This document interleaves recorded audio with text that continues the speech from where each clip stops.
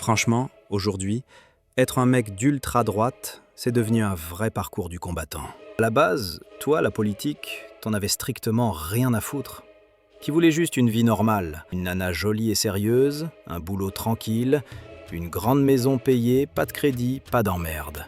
La paix, quoi. Mais bon, tu regardes ta vie et tu comprends que rien ne se passe comme prévu. Une meuf, Oh, elles veulent toutes un petit rebeu, un Karim avec un Merco AMG. boulot, Oh, et puis Mamadou accepte de bosser pour moins cher, j'ai plus de boulot, moi. la maison, Fait chier.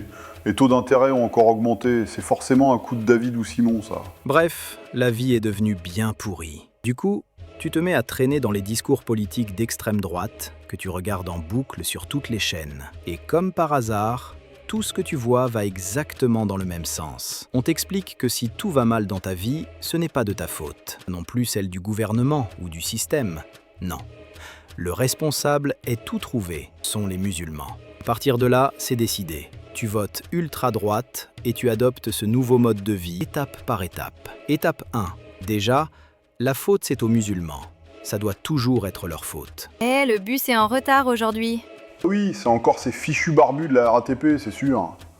T'as vu? Il y a encore un cas de violence conjugale. Oh, tu sais, pas besoin d'en savoir plus, hein, j'ai déjà mon coupable. Et mon petit doigt me dit qu'il s'appelle Abdel. Non, sérieux, ces gens sont des barbares, ils sont violents. Même ta vie personnelle. Tout malheur qui te touche doit être lié à l'immigration, l'islam ou le grand remplacement. Aucune fille ne veut sortir avec toi? C'est à cause de ces foutus musulmans, ça. Les femmes ne veulent plus d'un chrétien traditionnel de nos jours. Ta femme te trompe? Ah ouais, ces fichus arabes, ils viennent pour nous prendre nos filles et nos femmes. Tu es licencié pour faute? Forcément, pour être remplacé par un musulman. Ces gens la bossent comme un malade pour blèche. C'est de la concu déloyale, ça, mon ami, hein. Étape 2. Les partis d'extrême droite sont toujours la seule solution. Peu importe ce qu'ils font, tant qu'ils disent ce que tu veux entendre, tu les soutiendras toujours. Le déficit budgétaire de l'État? L'État n'a plus de sous à cause de toutes ces aides données aux musulmans. Non, ce n'est pas les 100 milliards d'euros de taxation des plus riches manquant à l'État qui sont facilités par le rejet de la hausse de la CSG et autres positions adoptées par le RN, mais c'est bien à cause des immigrés qui mangent 9 milliards d'euros d'aide par an. Oui, même s'ils produisent 144 milliards d'euros grâce à la main-d'œuvre seulement. C'est pas mathématique, mais la faute c'est les musulmans, je le sais.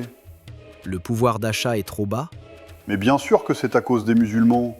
Non, ce n'est pas la faute du RN qui vote contre l'augmentation du SMIC, ni la hausse des salaires, ni la transparence pour l'égalité des rémunérations entre les hommes et les femmes. Non, c'est juste ces musulmans qui sont trop nombreux et qui bossent pour 2 francs. Le secteur médical français qui se détériore? C'est les musulmans, les médecins français de souche qui se barrent à l'étranger pour un meilleur salaire, c'est à cause de la France qui ne les paie pas assez. Maintenant, on ramène des médecins musulmans qui bossent presque pour un SMIC. C'est ça la faute. Quoi? Je me plains qu'on paie mal un immigré? C'est pas une contradiction, hein. C'est juste que c'est eux la faute, c'est tout. Pose pas de questions. Les violences faites aux femmes? Bien sûr que c'est toujours les musulmans. Ces jours-là, on sait, hein, l'État ne peut rien contre eux. Non, c'est pas la faute du RN qui vote contre l'outrage sexiste, ou MeToo, ou encore des budgets de lutte contre les violences faites aux femmes. C'est pas non plus la faute des 82% des Français qui commettent ces actes, mais bien des purées de musulmans. Étape 3. Tu dois justifier ta haine par une position acceptable. En tant qu'occidental, ton passé de colon te colle à la peau. Il devient difficile de te plaindre. Il suffit de piocher chez l'adversaire. Moi aussi, je subis du racisme. Le racisme anti-blanc, monsieur. Vous allumez la télé parfois? Les mosquées brûlées, les balles trouvées dans les boîtes aux lettres et les têtes de sangliers déposent devant ses portes? Non, sur les églises, parfois on retrouve des tags. C'est les musulmans. Des ratonnades ratées et les auteurs humiliés? Non, c'était la racaille musulmane qui nous a attaqués. Encore une fois, c'est une preuve de leur barbarie. Un meurtrier dont l'identité n'a pas été déclinée directement? C'est forcément un musulman. Même si l'enquête confirme que c'en est pas un, il y a forcément un lien. Regardez sa coupe, c'est de l'acculturation.